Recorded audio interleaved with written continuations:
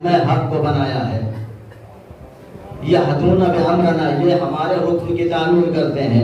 واوحینا الیہم فعل الخیرات، اور ہم نے ان کو وحی کی ہے کہ یہ افعال حسنہ انجام دینے کا حکم عام کریں. واقام الصلاۃ، نمازیں قائم کرنے کا حکم دیں. وایتاء الزکوٰۃ، اور زکوٰۃ دینے کا حکم دیں. وکانوا لنا عابدین، اور یہ ہمیشہ سے عبادت گزار بندے تھے. میں حق کے بارے میں خداوند عالم یہ بیان کر رہا ہے. یہ ایک آیت آپ نے غور کیا خداوند عالم کیا کہہ رہا ہے؟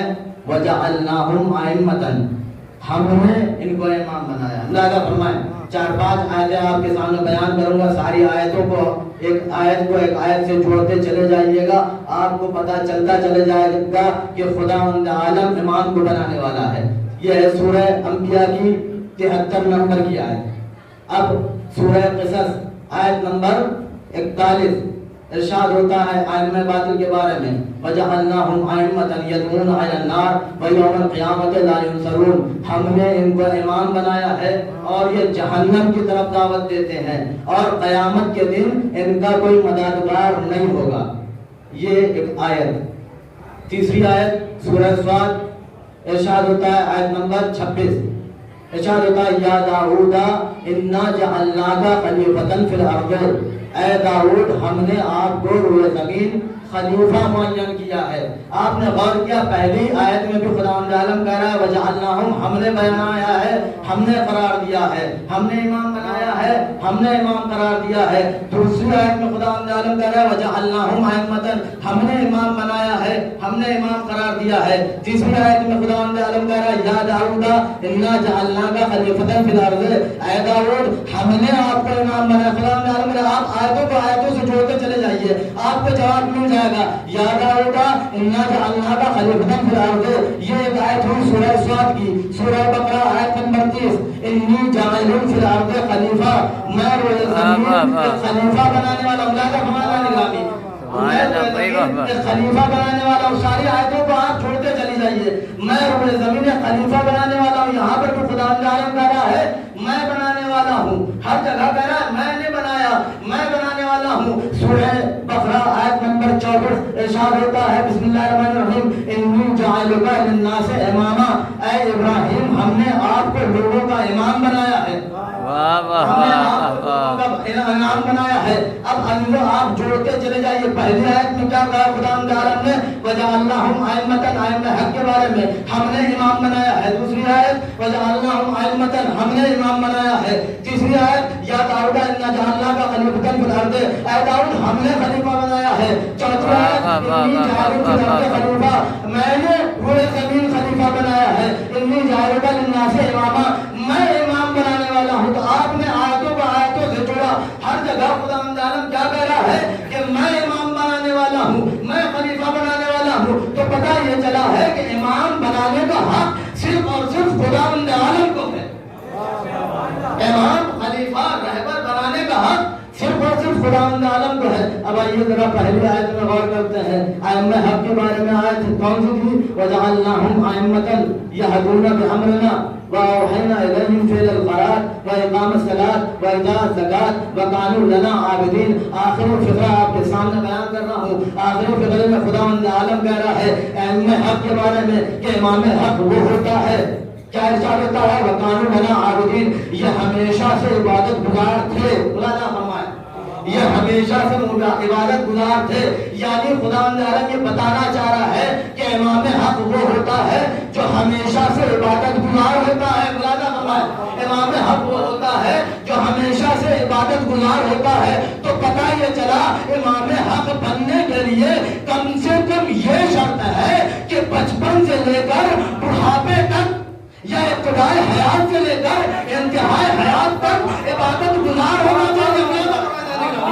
امام حق بننے کے لیے کم سے کم یہ شرط ہے کہ ابتدائی حیات سے لے کر انتہائی حیات تک عبادت گزار ہونا چاہیے. تو پتہ یہ چلا امام وہ نہیں ہوتا ہے جس کی آدھی زندگی بت پرستی میں گزر جائے.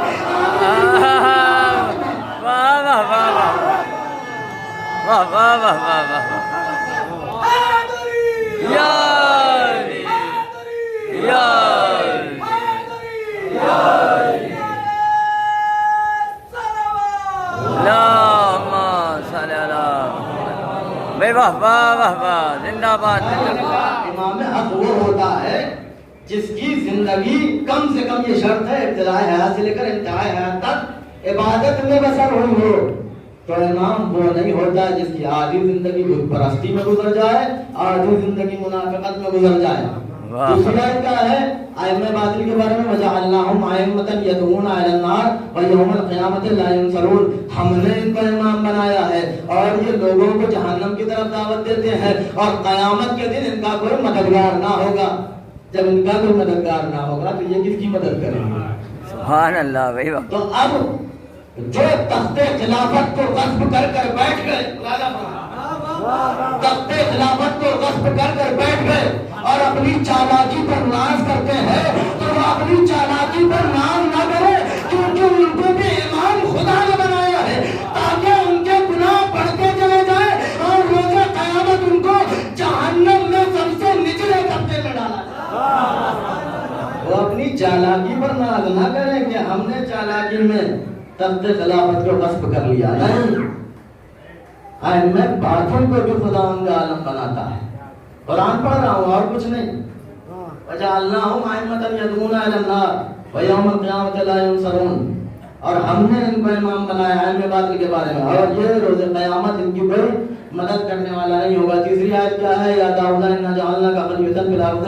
اے داؤد ہم نے روئے زمین آپ کو خلیفہ بنایا ہے. تو یہاں بھی پتہ یہ چلتا ہے کہ امام ہادی رہبر بیان کا حق صرف اور صرف خداوند عالم کو ہے. چوتھی آیت سورہ بقرہ آیت نمبر 30 ارشاد ہوتا ہے انی جاعل فی الارض خلیفہ. میں روئے زمین خلیفہ مقرر کرنے والا ہوں. ملاحظہ فرمائے جب خداوند عالم نے کہا میں روئے زمین خلیفہ مقرر کرنے والا ہوں ایسا ایسا پڑھ رہا ہوں آپ سنتے جائیے میں پڑھتا چلا جاؤں گا. خداوند عالم نے کہا میں روئے زمین خلیفہ مقرر کرنے والا ہوں تو ملائکہ نے کیا کہا تھا؟ اے خدا تو اس کو خلیفہ بنائے گا جو زمین پر خونریزی کرے گا جو زمین پر فساد برپا کرے گا. تو خداوند عالم نے کیا کہا؟ انی عالم ما لا تعلمون. جو میں جانتا ہوں تم نہیں جانتے. ملائکہ فرمایا کرے گا. ملائکہ نے کہا اے خدا تو اس کو زمین پر بھیجے گا جو زمین پر خونریزی کرے گا زمین پر فساد برپا کرے گا. تو خداوند عالم نے کہا جو میں جانتا ہوں تم نہیں جانتے. ملائکہ فرمایا جانے ملائکہ سارے کے سارے معصوم ہیں. جب انہوں نے کہا خداوندہ تو ایسے کوئی خلیفہ بنائے گا ایسے کوئی امام بنائے گا جو روئے زمین خونریزی کرے گا فساد برپا کرے گا تو خداوند عالم نے لہجہ بدلا. خداوند عالم نے کہا جو میں جانتا ہوں وہ تم نہیں جانتے. گویا خداوند عالم یہ بتانا چاہ رہا ہے کہ امامت و خلافت ایسا مسئلہ ہے جس میں معصوم ملائکہ کی دخل اندازی بھی برداشت نہیں کرتا. تو گناہگار انسان ہم بنا کیسے سکتے ہیں؟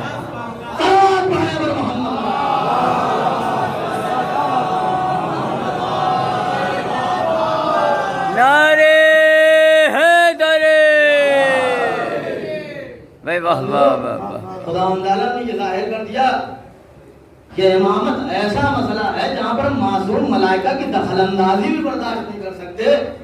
تو گناہگار انسان امام بنا کیسے سکتے ہیں؟ اب پانچویں آیت سورہ بقرہ کی 124 نمبر کی آیت انی جاعلک للناس اماما. اے ابراہیم ہم نے تمہیں لوگوں کا امام بنایا. اے ابراہیم ہم نے تمہیں لوگوں کا امام بنایا. وقال ومن ذریتی. اور جناب ابراہیم نے کہا اے خدا جدید بیان کر رہا ہوں ایسا ایسا پڑھ رہا ہوں دھیری آواز میں بس مطالب جدید بیان کر رہا ہوں تاکہ میں اپنے مقصد کو پورا کر سکوں. خداوند عالم نے کہا اے ابراہیم ہم نے تم کو لوگوں کا امام بنایا ہے. اب ابراہیم نے کہا خداوندہ کیا میری ذریت میں کسی کو امام نہیں بنائے گا؟ قال لا ینال عہد الظالمین. میرا یہ عہدہ جو امامت کا ہے وہ ظالمین تک نہیں پہنچے گا. جو تیری ذریت میں ظالم نہیں ہوگا اس کو ضرور پہنچے گا. جو تیری ذریت میں ظالم نہیں ہوگا اس کو ضرور پہنچے گا. اب ظالم کہتے کسے ہیں؟ تو اصل لغت میں ظلم کا معنی ہے کہ کسی کو اس کا حق نہ دے کر کسی اور کو دیا جائے. یہ ہے ظلم کا معنی. یعنی یہ منبر ہے مجلس حسین کے لیے. اب اس پر سے مجلس حسین نہ کی جائے کچھ اور کیا جائے تو اس منبر پر ظلم ہے. لیکن عزیزو امام جعفر صادق علیہ السلام سے پوچھا گیا مولا یہ بتائیے ظلم کسے کہتے ہیں؟ تو امام نے فرمایا ظالم اسے کہتے ہیں جس نے اپنی زندگی میں کسی نہ کسی لمحے میں کسی بت کے سامنے سر کو جھکایا اسے ظالم کہتے ہیں.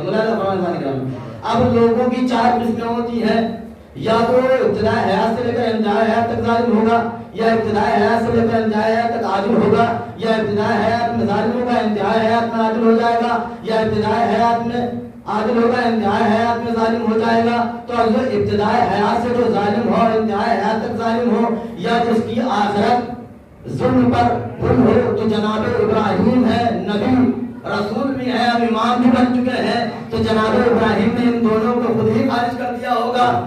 بچی کو اس میں جو ابتدائی حیات سے لے کر عادل ہے، ابتدائی حیات تک انتہائی حیات تک عادل نہیں، اور دوسری چیز وہ کہ جو ابتدائی حیات کے جو ظالم تھے انتہائی حیات میں عادل ہو گئے، تو خداوند عالم نے اس تیسری قسم کو بھی خارج کر دیا کہ جو ابتدائی حیات میں تو ظالم تھے لیکن انتہائی حیات میں توبہ کی، استغفار کی اور عادل ہو گئے، تو خداوند عالم نے ان کو بھی خارج کر دیا۔ اب بچا وہ جو ابتدائی حیات سے لے کر انتہائی حیات تک عادل رہا، اولاد فرمایا گیا کہ ظالم کہتے کسے ہیں؟ امام جعفر صادق علیہ السلام ارشاد فرماتے ہیں کہ ظالم وہ ہے جس نے اپنی زندگی میں کسی بھی لمحے میں کسی بت کے سامنے اپنے سر کو جھکایا ہو، اسے کہتے ہیں ظالم۔ تو میں عالم اسلام سے ہاتھوں کو جوڑ کر میں یہ پوچھنا چاہوں گا، یہ بتاؤ تم سب کو تو کرم اللہ وجہہ نہیں کہتے، صرف علی ابن ابی طالب کو کرم اللہ وجہہ کیوں کہتے ہو؟ تمام عالم اسلام سے یہ پوچھوں گا، تم سب کو کرم اللہ وجہہ کیوں نہیں کہتے، صرف علی ابن ابی طالب کو کرم اللہ وجہہ کیوں کہتے ہو؟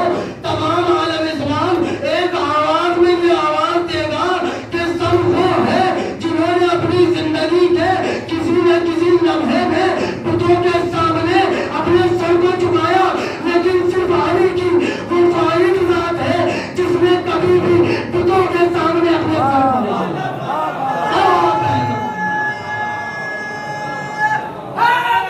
یا علی یا علی یا علی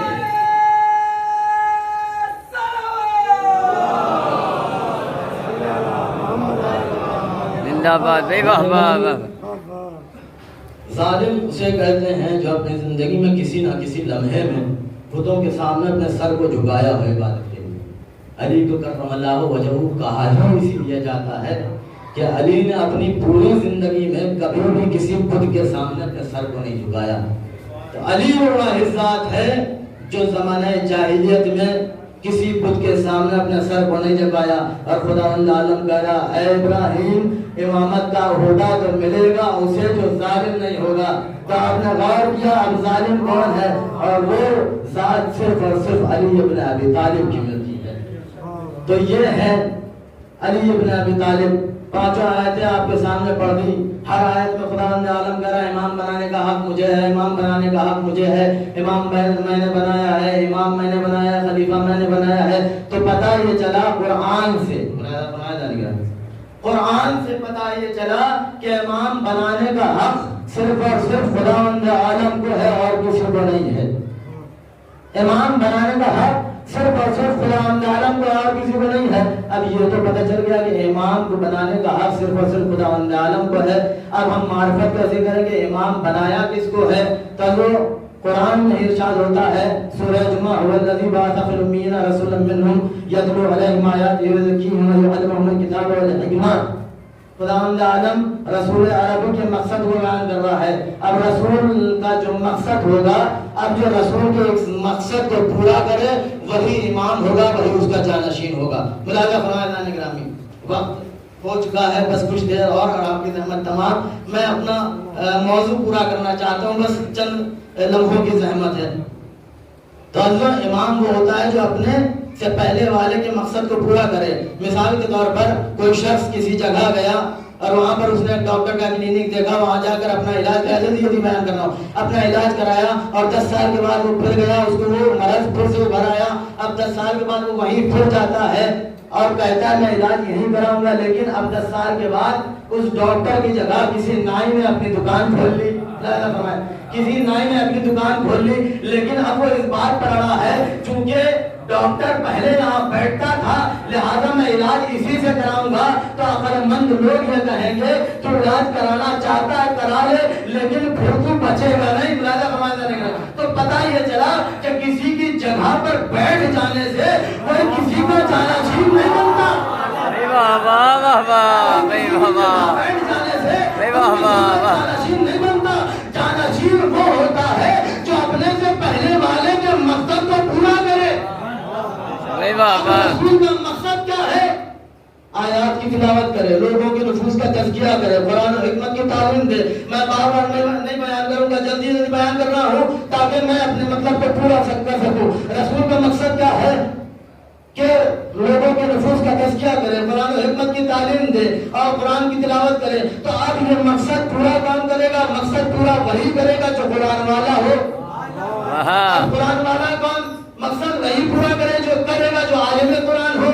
اب عالم قرآن ہے کون؟ تو یہ ساری چیزوں کو چھوڑتا ہوا چل رہا ہوں، بس ایک قصہ آپ کے سامنے بیان کر رہا ہوں. عالم قرآن ہے کون؟ ایک شخص آتا ہے مولا کائنات کے پاس، کہتا ہے اے ابو الحسن، آپ کے پاس جو بھی آتا ہے سوال کرتا ہے فوراً جواب دے دیتے ہیں. ملاحظہ فرمائیں، آپ کے پاس کوئی بھی آتا ہے کوئی سوال کرتا ہے فوراً جواب دے دیتے ہیں. اے ابو الحسن، آپ کچھ سوچتے نہیں، آپ کچھ غور نہیں کرتے، آپ کچھ فکر نہیں کرتے. ارے مجھے پتا ہے آپ عالم قرآن ہیں. آپ ملاحظہ فرمائیں، اقرار بھی کر رہا ہے، شک بھی کر رہا ہے.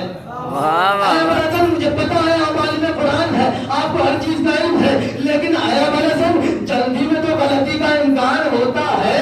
تھوڑا غور کر لیا کیجئے، تھوڑا سوچ لیا کیجئے، تھوڑا فکر کر لیا کیجئے. ایک مرتبہ مولا کائنات اس کا چہرہ دیکھتے ہیں، مسکراتے ہیں. مجھے مشورہ دینے آیا ہے، تیرے مشورے کا جواب بعد میں دوں گا، پہلے تو میرے سوال کا جواب دے. ایک مرتبہ مولا کائنات کہتے ہیں یہ بتا تیری ہاتھ میں کتنی انگلیاں ہیں، یہ بتا تیرے ہاتھ میں کتنی انگلیاں ہیں. فوراً کہتا ہے مولا 5. ایک مرتبہ مولا نے اسی کے سوالوں کو دہرانا شروع کیا. مولا کہتے ہیں مجھے پتا ہے تجھے اس بات کا علم ہے، لیکن جلدی میں تو غلطی کا امکان تھا.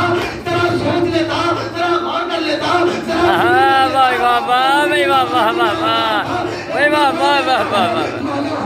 غلطی کر سکتا ہوں، اس میں غلطی نہیں کر سکتا.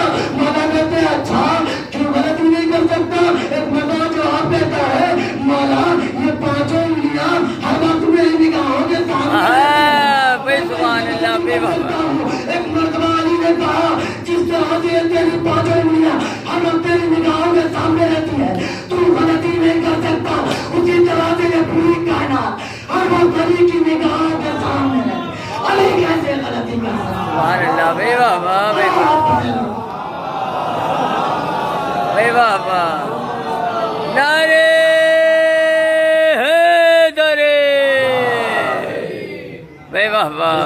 تیری 5 انگلیاں ہر وقت تیری نگاہوں کے سامنے رہتی ہیں، تو غلطی نہیں کر سکتا. اسی طرح سے یہ پوری کائنات ہر وقت علی کی نگاہوں کے سامنے رہتی ہے.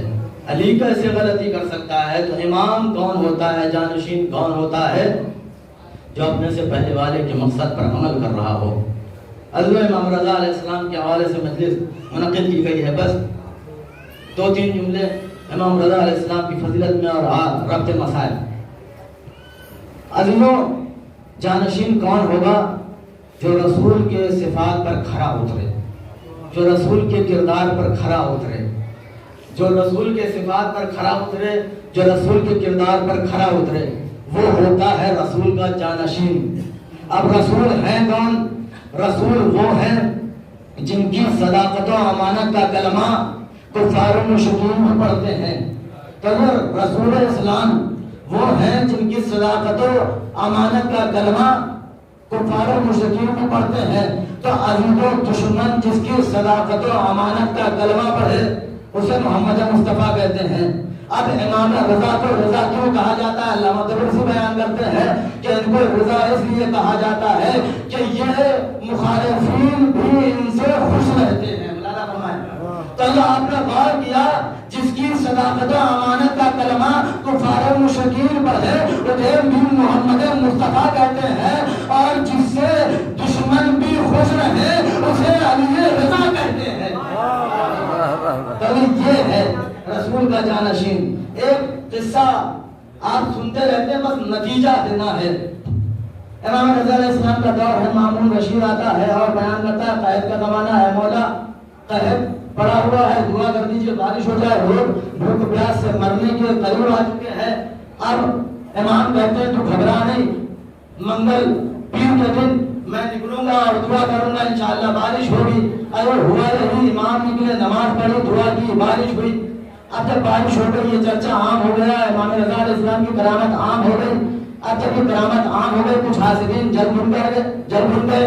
اب دربار میں امام رضا تشریف فرما ہے, ایک آدمی کھڑا ہوتا ہے, رضا آپ کی کرامتوں کے چرچے بہت ہو رہے ہیں, پتہ نہیں کیا کیا لوگ اڑا رہے ہیں آپ کے بارے میں کہ آپ نے بارش کرا دی. ارے کافی عرصے سے بارش نہیں ہوئی تھی, بارش تو ہو رہی تھی, ہو گئی, میں تو اسے کرامت نہیں مانتا. امام نے کہا میں کہتا بھی نہیں کہ تو کرامت اسے مان, میں کہتا بھی نہیں کہ تو اسے کرامت مان. ایک مرتبہ وہ کہتا ہے اے علی رضا میں اسے کرامت نہیں مانتا, میں تو کرامت تب مانوں گا جب آپ اس قانون میں بنے ہوئے شیروں کو حکم دیں کہ مجسمہ بن جائیں اور مجھے چیر پھاڑ کر کھا جائیں. اور زیادہ کانفیڈنس بھی کبھی کبھی نقصان دے جاتا ہے, زیادہ کانفیڈنس بھی کبھی کبھی نقصان دے جاتا ہے. اب امام نے اسے کہا میں تو نہیں کہتا کہ تم میری کرامت کا کلمہ پڑھ, لیکن ہاں تیری یہ خواہش ضرور پوری کیے دیتا ہوں. اب امام نے ایک مرتبہ اس قالین کے بنے ہوئے شیروں کو حکم دیا کہ شیر کھڑے ہو اور اس کافر کو چیر کھا کر کھا جاؤ. اور یہ تاریخ بیان کرتی ہے وہ شیر مجسمے میں تبدیل ہوئے اور اس کافر کو چیر کھا کر کھا گئے. اللہ فرمائے مامون نے یہ منظر دیکھا, بے ہوش ہو گیا, اور جب اس کافر کو کھا گئے تو امام نے انہیں دوبارہ حکم دیا کہ دوبارہ قالین میں چلے جاؤ. تو ہمیں پتہ یہ چلا کہ رسول کے خلیفہ بننے کا حق اسے ہوتا ہے جو شیروں پر بھی اپنی حکومت قائم کرے. خلیفہ بننے کا حق اسے نہیں ہوتا ہے جو سانپوں بچھوؤں کو دیکھ کر رونے لگے.